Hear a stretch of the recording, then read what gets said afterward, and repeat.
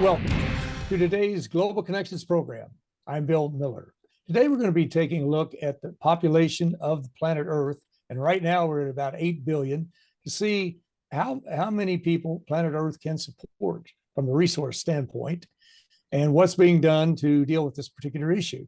My guest today is an expert on this topic. Mr. John Seager is the president and CEO of Population Connection. John Seager, welcome to today's Global Connections program. Glad to be with you. We're two of those 8 billion people here today. Yes, we're two of 8 billion, and we're a little fish in a big ocean, I guess. But anyway, this population is one of those issues that's been with us for decades now, maybe eons, I'm not too sure. But your group, you're the CEO of Population Connection. What exactly is that? Population Connection, which was founded under the name Zero Population Growth, or ZPG, has been around for more than 50 years. We are America's leading grassroots population organization. And what that means is we advocate for voluntary solutions to meet population challenges. And we do that through education, we do that through advocacy, and we do that by providing direct support to smaller organizations in some of the poorest parts of the world. Our whole approach here is to remove the barriers, whether those barriers are ignorance or lack of access to healthcare or other kinds of barriers that prevent people in general and women in particular from being able to fulfill their own chosen reproductive destinies. And that is so important. And of course, your group is a 501c3 nonprofit. And our viewers can go to your website at www.populationconnection.org to get more information about what you're doing. It's hard to identify anytime we talk about population, people have, I think, pretty strong opinions one way or the other. Is there a number that is being used as to how many people planet Earth can support? We see some areas that are just teeming. You look at New Delhi, you look at Manila, you look at some cities in the United States and developed countries, economically developed countries too.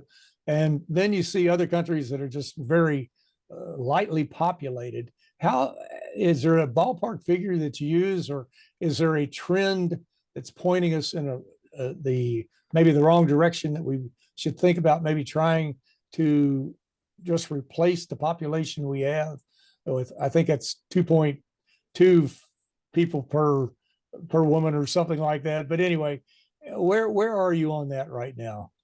Well, probably the most common answer, if you talk to people who pay attention, is somewhere in the range of 2 billion people might be a sustainable number over the long term.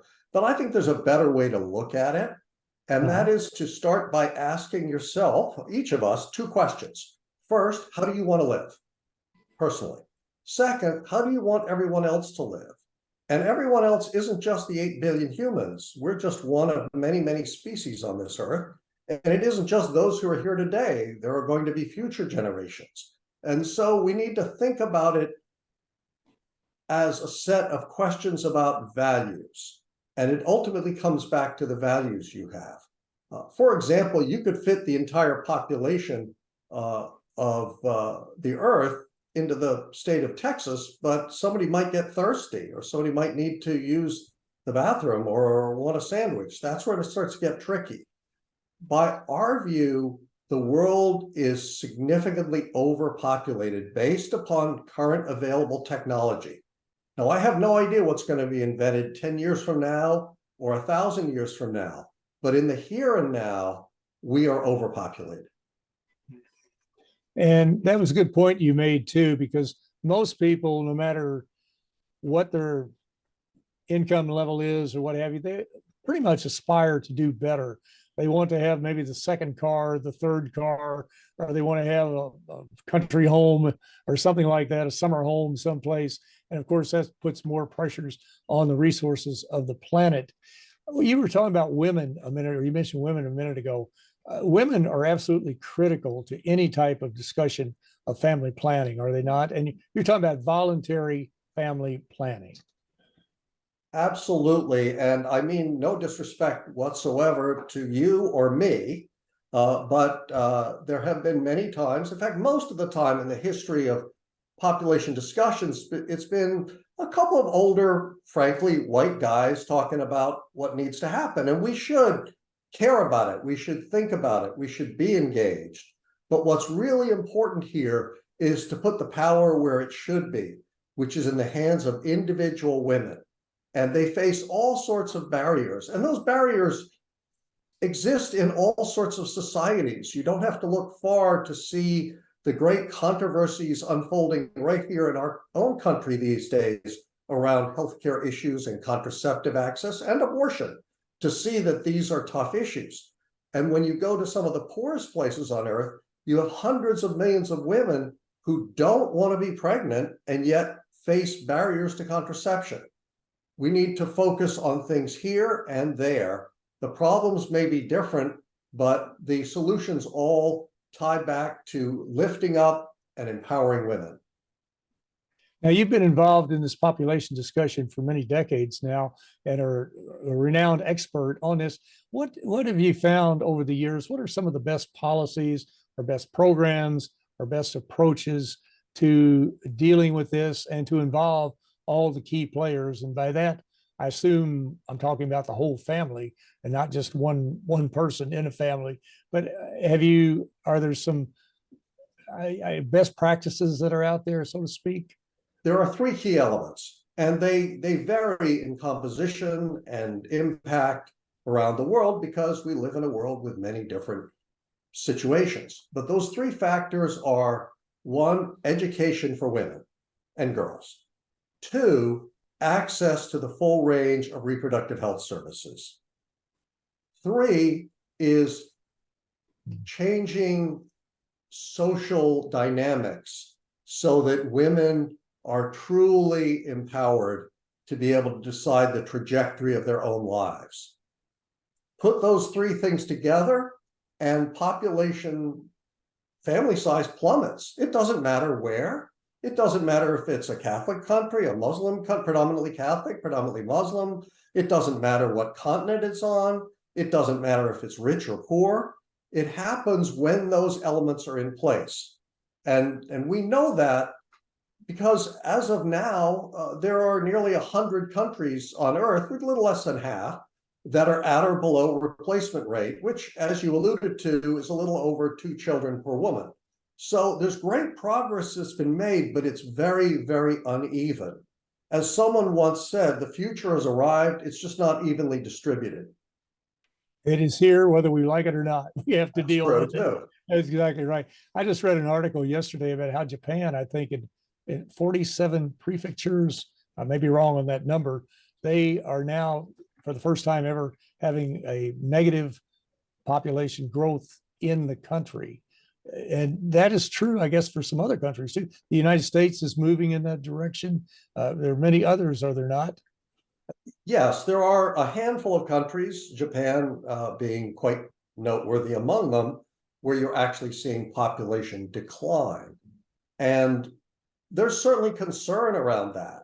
But I think much of the concern is misplaced for the following reason. There have been studies of Japan's economy looking forward.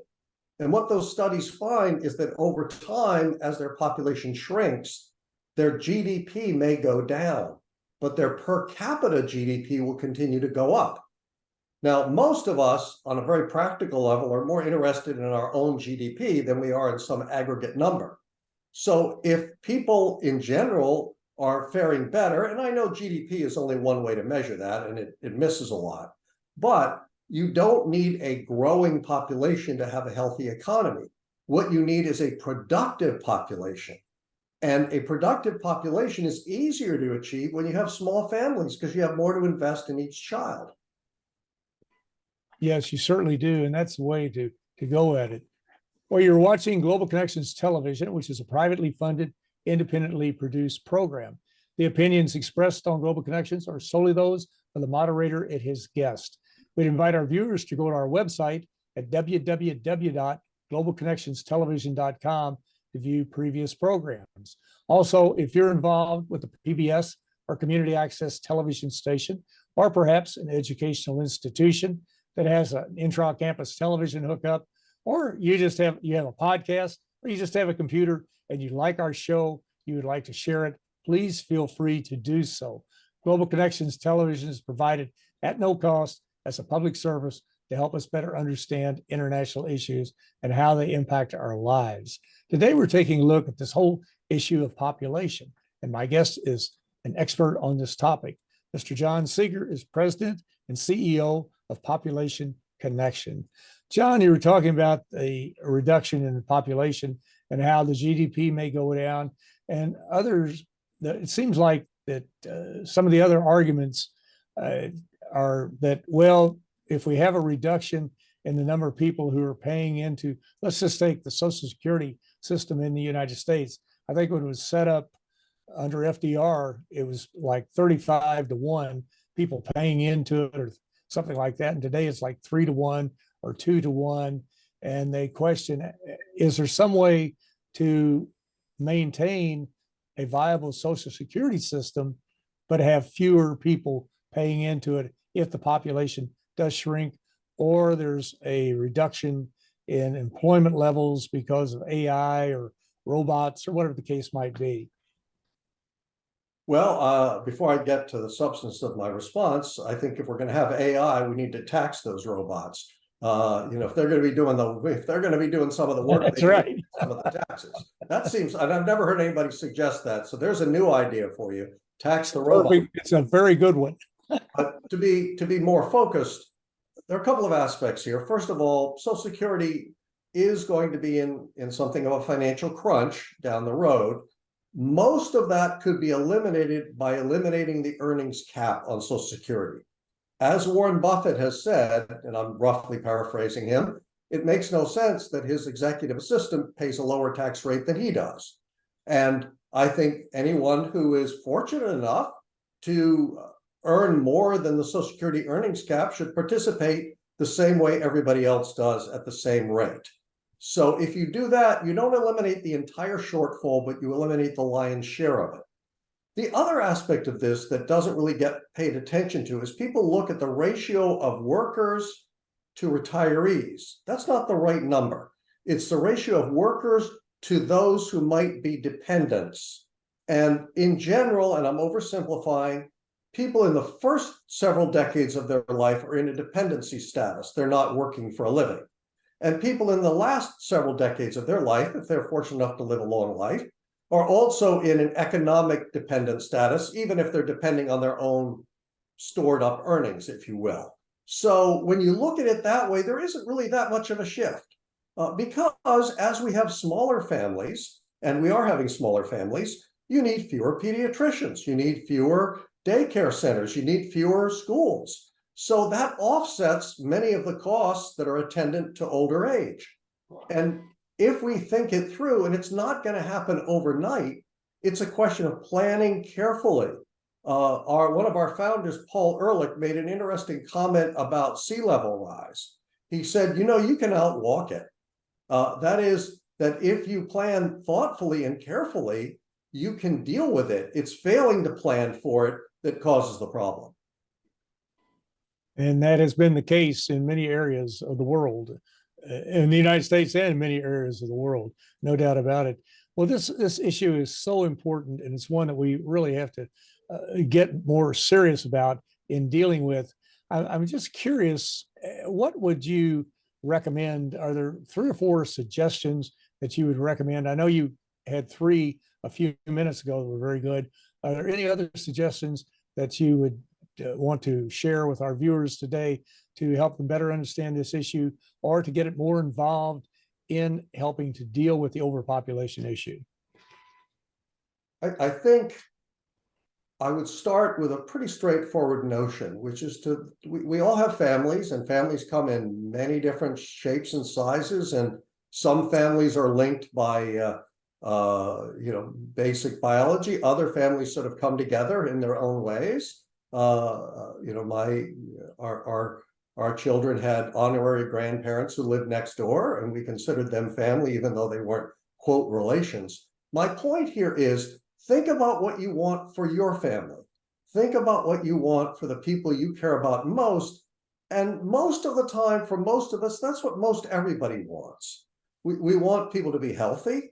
We want them to be safe. We want them to be finding pursuits that are engaging and rewarding, where they can interact with people in a meaningful way.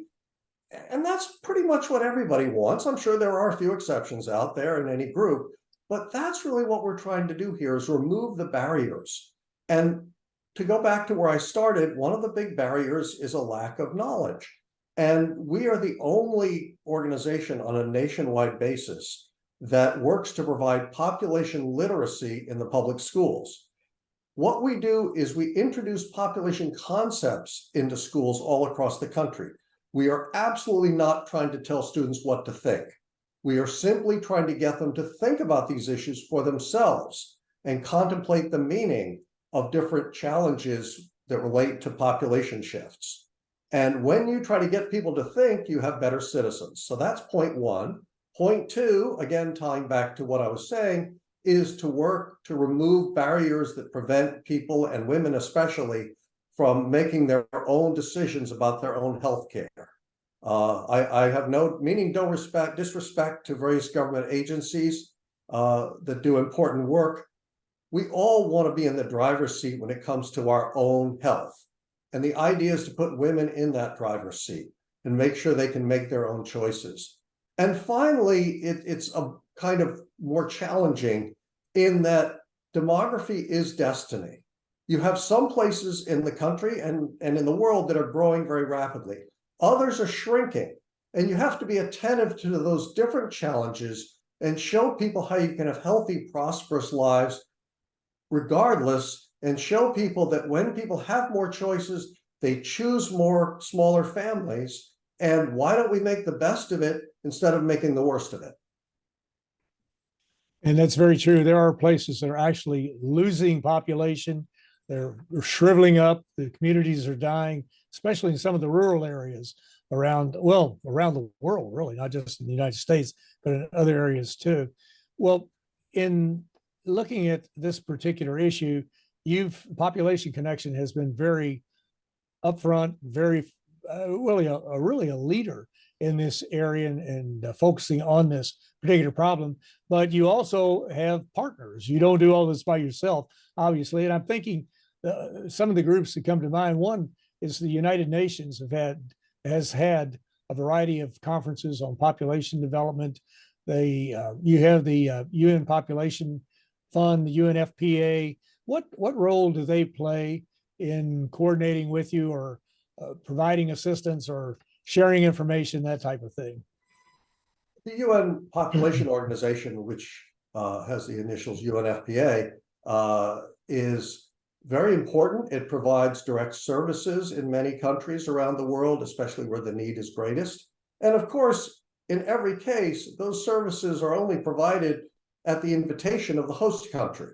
It's very important when you're providing programs around the world to make sure that they are welcomed in that location. And I might note that the United States government is the largest single funder of international family planning. But one of our iron rules as a country is we don't provide or support any method of family planning that isn't approved right here in the United States for use. So it has to be good enough for us before we're going to go out and promote it anywhere else.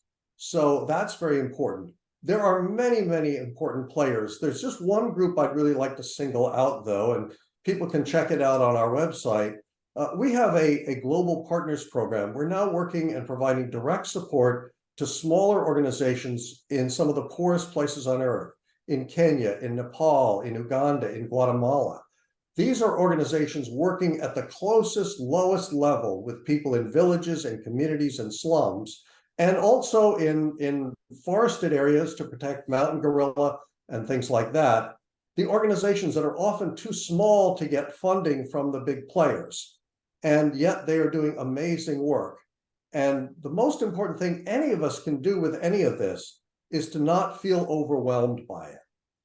If you can find a way to make some kind of a difference, and the most important rule here is that there is no such thing as a small donation of time or money. They all matter and they're all meaningful. whether it's dropping off some food at your local food bank or making a $5 contribution somewhere or volunteering at something, it all adds up. And the collective weight of all of that is greater than any other force out there. And that is so absolutely critical. And it's amazing, as you mentioned, every little bit helps. And in the developing countries, economically developing countries, it's just incredible what they can accomplish with a very small amount of money. And we've seen that from Rotary projects around the world, all types of the United Nations projects, your projects, I'm sure, so they can certainly do that. You mentioned the US government, and let this be the last question. What other role can the US government play over and above funding? And as you said, they do it on a voluntary basis. It's not superimposed on any group or any country or some draconian approach to dealing with family planning. But what other type of service can they provide? Should they have programs in the US on overpopulation or what have you? Should schools be focusing on this problem? It's a talking within the context of the United States, it may have come to your notice that we live in fractious political times. They're certainly the most fractious times during my lifetime, and I've been around a little bit now. So we have to be mindful of the fact that there are really some profound differences in the United States these days. That said, most people believe that every family should have the right to decide if and when to have children. You can probably find a few people on each side who don't buy into that, but you could get 80 to 90% of people in any community to think that's their own private business, that they don't want anybody coming in and telling them what to do. It's private. And so the idea here is to think of the programs, not as much as I would like to talk about population, sometimes that's not the best way to you kind of have to meet people where they are, not where you might want them to be. And so again, I come back to this idea, when you hear a debate about some program, whether it's family planning or education, think about what you might want for your own family. And most of us, when we have a health issue, want to be able to go to the physician and know all of the options and all of the impacts, and then make an informed decision on that basis. And if we can put that front and center, we're not going to solve all of the problems, but maybe it will get us away from this, frankly, very sour debate we're having right now. It would certainly help move the ball forward in the discussion. There's no doubt about it. And we have to, again, view it as not our tribe or our camp versus them. We have to view it as a problem that we need to work on together. But it's absolutely critical we do this. Well, John Seager, it's a very important topic, and it's one that we do need to continue to focus on. And we would encourage everyone to go to your website and to follow up on this and to participate in the discussion. As you mentioned, so many of us can make contributions, some big, some small, whatever the case might be. But it's important that we do this. But I want to thank you so very much for a very interesting and a very informative program. Thank you so much, Bill. And again, we're just 2 out of 8 billion, but we can do what we can where we are. Have a great day. We certainly will try. Well, thank you. I'm Bill Miller. Thanks for joining us today on Global Connections Television.